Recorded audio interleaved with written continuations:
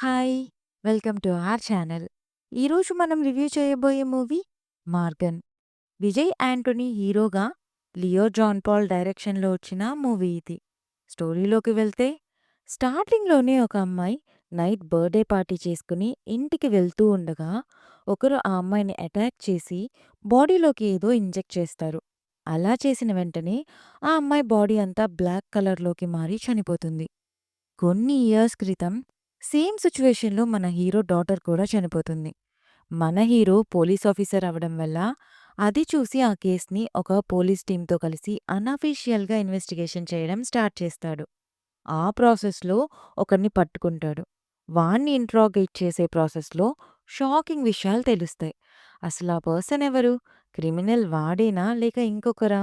ఇంతకీ ఆ బాడీస్ అలా ఎందుకవుతాయి? లాస్ట్‌కి ఏమవుతుంది అనేదే స్టోరీ.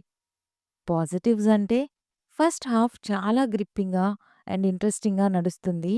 ప్రతి సీను ఒక ట్విస్ట్ అండ్ థ్రిల్‌తో ఆర్టిస్ట్ పెర్ఫార్మెన్స్ అండ్ మంచి బీజీఎంతో ఒక పర్ఫెక్ట్ థ్రిల్లర్ ఎక్స్‌పీరియన్స్ ఇస్తుంది. ఇక నెగెటివ్స్ అంటే సెకండ్ హాఫ్. పైగా క్రైమ్ థ్రిల్లర్‌ని సెకండ్ హాఫ్‌లో ఏదేదో చేసేశారు. చెప్తే స్పాయిలర్ అవుతుందని చెప్పలేకపోతున్నా. బికాజ్ అసలు కేస్‌ని బ్రేక్ చేసే ప్రాసెస్ చాలా సిల్లీగా అనిపిస్తుంది.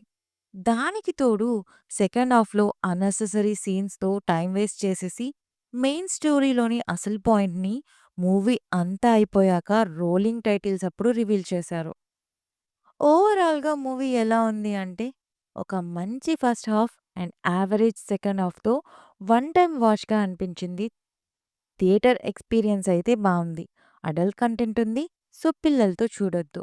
రివ్యూ నచ్చితే please like, share and subscribe. Thank you.